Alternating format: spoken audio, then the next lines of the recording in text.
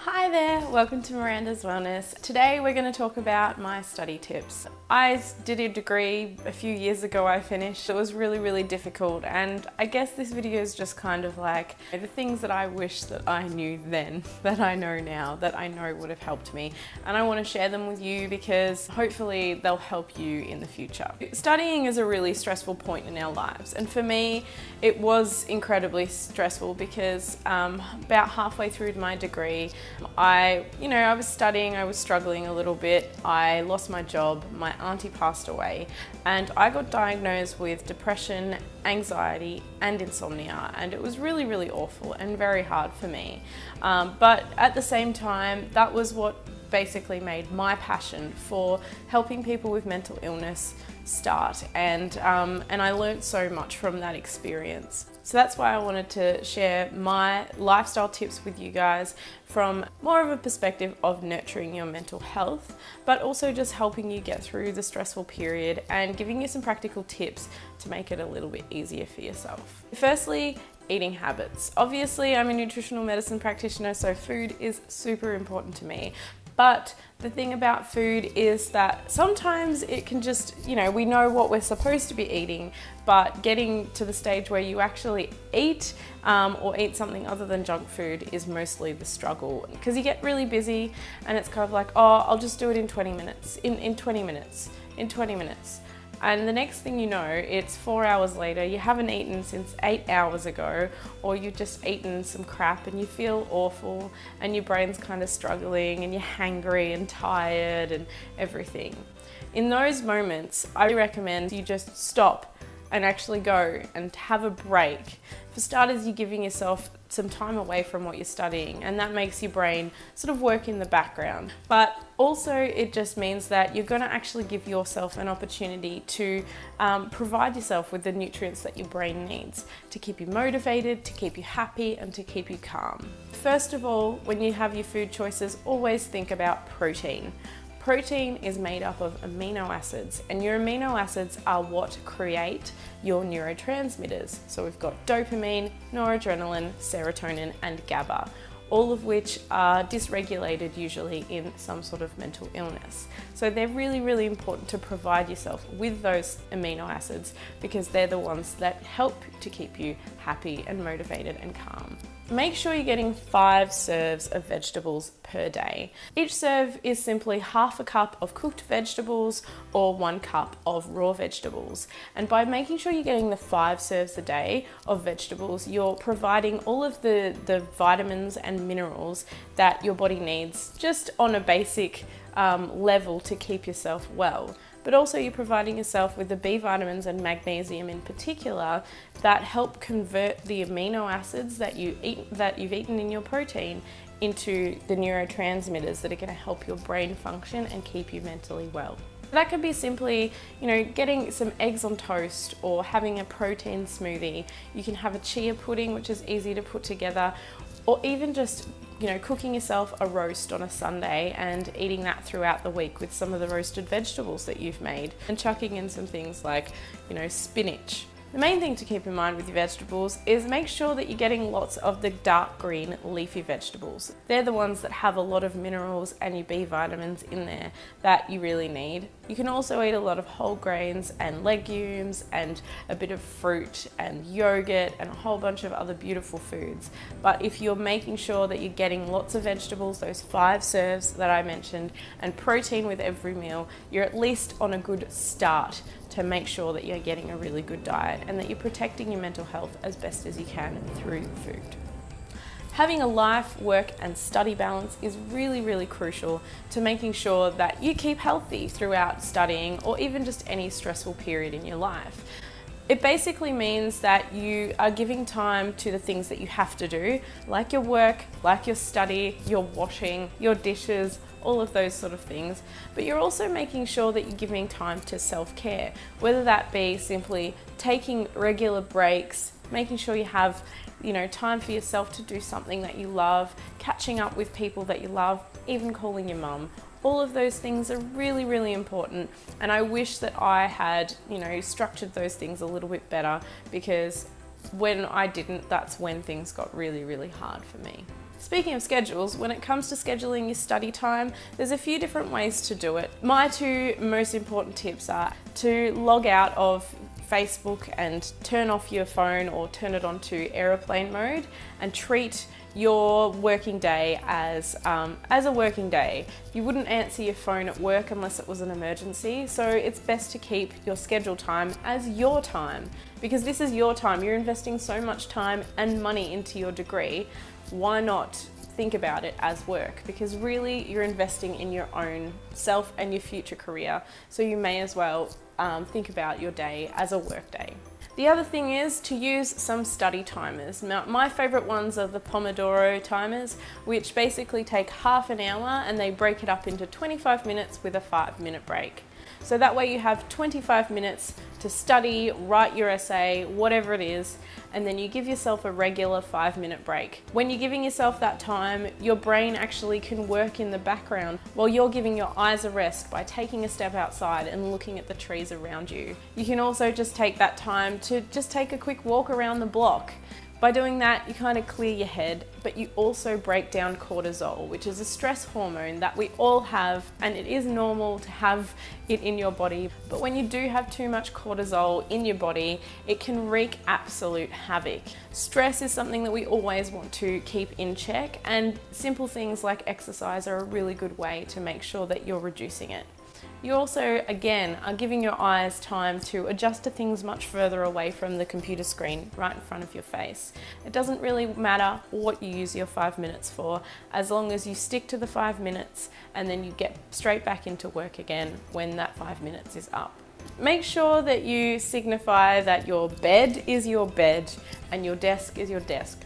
Studying at your bed is really tempting, but by doing that, you make it really hard for you to study, because your body's just like, oh, this is where I rest. I can be all snuggly and cute and nice and cuddly, and that's really nice, but you don't really get much work done. But at the same time, you're also signaling that, hey, I don't just sleep here, I eat here, I study here, I do a whole bunch of things here, so I can do whatever I want in this space. It's best to say, this is my sleep space, or your other special time space. And this is my study space, and your mind will be ready to study when you are. Don't forget, and this for me is one of the most important things, because I wish I did more of this, was seek help if you need it.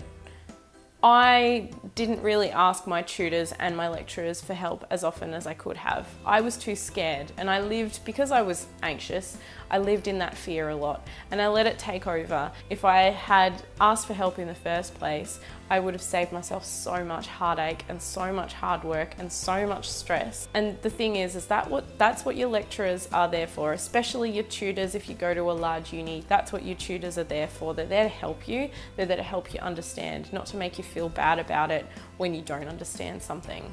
And make sure you seek help if you are feeling emotionally unwell. Universities always have some counsellors available for you, and your doctor also has access to a counsellor. Especially if you have a healthcare card in Australia, you can see a counsellor for a certain amount of sessions for free. There's also a whole bunch of online services where if you don't feel like speaking on the phone to somebody or speaking face to face to somebody, that you can just chat online on your computer without anybody knowing what your face looks like. And it's always anonymous. Sleep hygiene.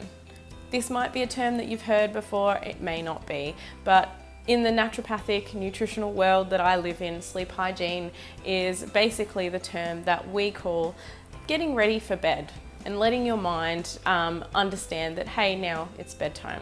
Sleep hygiene starts half an hour before you go to bed. This is the time where you set your alarms and you do everything that you need to do on your phone, and then you either turn it off or put it on airplane mode or just put it on silent and make sure you don't look at it again. Things like your phones, your iPads, laptops and TVs, they all have things called white light. And white light, including from perhaps your fluorescent light in your bathroom, all stimulate your brain the same way sunlight does. So it says, hey, it's daytime, wake up, wake up. when really you're just like, okay, I'm exhausted, it's 10 o'clock, 10:30, whatever time of night, and really you are wanting to go to sleep. And for a lot of us, it can be the reason why we don't fall asleep immediately. Instead, use lamps and candles and just make sure all of your devices are put away. The yellow light from the candles and the lamps are much more soothing to your eyes and don't stimulate your brain in the same way that the white light does. Go to bed at a good time of night as well. Usually I say 9 to 10 o'clock is probably the latest that you want to be going to bed. Okay, so here's the thing, I said this part wrong and it was bothering me, so I wanted to re-record it just quickly. Every hour of sleep that you get before midnight is worth 2 hours of sleep after midnight. So that's why even if you do get 8 hours of sleep in a night, but you go to bed after midnight, you don't feel as refreshed as you would if you were to go to bed 10 o'clock, 9 o'clock, 11 o'clock. Yes, you want to get the 8 hours of sleep, but you also want to make sure that you're getting some crucial amount of sleep before midnight. I have written a blog, some tips if you want to become more of an early riser and get to sleep a bit earlier, so I'll put the link for that below. I of course don't judge you if you're the sort of person that goes to bed late. It's just a recommendation. 8 hours is the average that we look for. Some people need more, some people need less, but 8 hours is a really good amount of sleep to get, especially if you go to bed at 10 o'clock. In that half an hour before you go to bed, make sure you're doing things that actually signify to your brain that it's time to go to sleep. You can read a book, you can brew yourself a sleepy tea. I like things like lavender, chamomile and lemon balm to help me go to sleep. You can burn essential oils of the same ones I've just mentioned in the teas or others. You can even have a bath with some Epsom salts and some herbal teas in that too, which I often like to do if you've seen me on social media. You can try relaxing yoga like yin yoga, which is quite popular at the moment, or you could even journal your thoughts. Even if you're not going to keep those thoughts for your journal, just burn them after you're done, or write a list and keep it next to your bed. I find that when I'm feeling really stressed and I do have my head racing with thoughts, it's always a good idea to have that list sitting next to my bed, because as soon as something comes into my head, instead of letting it circle around and around and around in my thoughts, I just write it down and I let the piece of paper remember it instead of me. The other thing you can try is meditation, and personally I found that really, really beneficial for me when I had insomnia. When I had insomnia, I would lie awake till 5, 6 o'clock in the morning. I'd go to bed at 10 and I'd just lie there willing myself to go to sleep. Come on, why aren't you asleep? Why aren't you asleep? And like I said, thoughts would circle through my head, but the thing that really helped me the most was meditation. I used an app called Relax and Rest by Meditation Oasis, and even though I needed to use it 4 or 5 times in a row on the longest setting that it had, I was still going to sleep within 2 or 3 hours, rather than lying awake till 5 o'clock in the morning only to then wake up again at noon. It made my sleep habits so much better, and it really, really helped my mind be clear. And it taught me a lot about myself and about how I can let go of thoughts a lot easier. If you do want teas to brew while you're studying, for stress, I would recommend things like lavender, lemon balm, chamomile, hibiscus, rooibos. I don't know how to pronounce that one. But rooibos, it's high in magnesium, just give it a crack. Ginger and tulsi. They're all quite relaxing. Some of them help to ward off depression. Another one I like for warding off depression is Earl Grey. Earl Grey has bergamot in it, and if you can get an organic one, I like Nature's Cuppa. It has a beautiful organic bergamot oil in it that actually stains the tea bags. Mindfulness is something that is really important for stress in general, but also for studying. If you're new to mindfulness, I definitely recommend that you check out The Mindful Kind by Rachel Cable. She's really lovely and really relatable, and she talks about mindfulness from her own experience in a way that I relate to and I understand. So I recommend that if you are interested in that. I just wanted to tell you a little bit about mindfulness from my own perspective, and I'm going to read something that I've got written. It's easy to get into a pattern of going from the screen of your phone to your computer to your TV and back again. But by doing so over and over again, sometimes we can stop living in the moment, either ruminating on the past, which is depression, or stressing about the future, which is anxiety. Mindfulness is all about appreciation of the current moment. Appreciation of what your body and your mind is capable of right now. Being aware of the sounds around you and letting go of your attachment to thoughts, even if only for a few moments. It's a powerful tool for stress management and mental illness because it encourages acceptance instead of judgment and has been found to benefit health on both a mental and physical level. Mindfulness can be practiced in a simple way, stopping for a moment, closing your eyes and breathing deeply into your belly for a few breaths or a few minutes.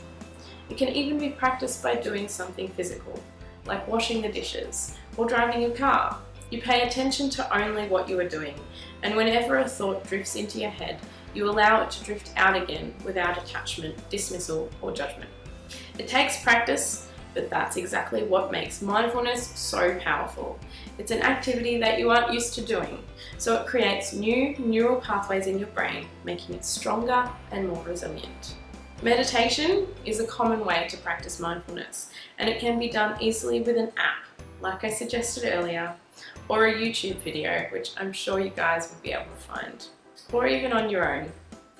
Essentially, it is an extended version of the breathing exercise that I just mentioned, and can be practiced in a number of different ways, for a number of different reasons. Now, when I did this talk last night, I really enjoyed that I got to lead a meditation, because I'd never done that before.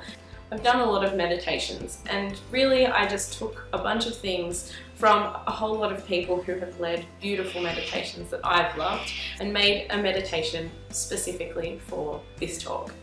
If you'd like to see that meditation, please let me know, because I'm very keen to record it for you. It's a standing meditation, and so it's a little bit different to some other meditations you may have come across.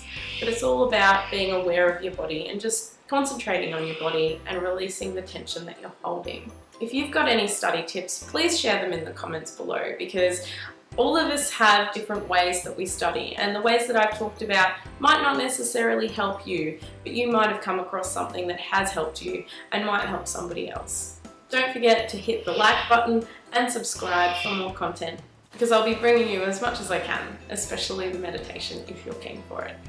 See you later.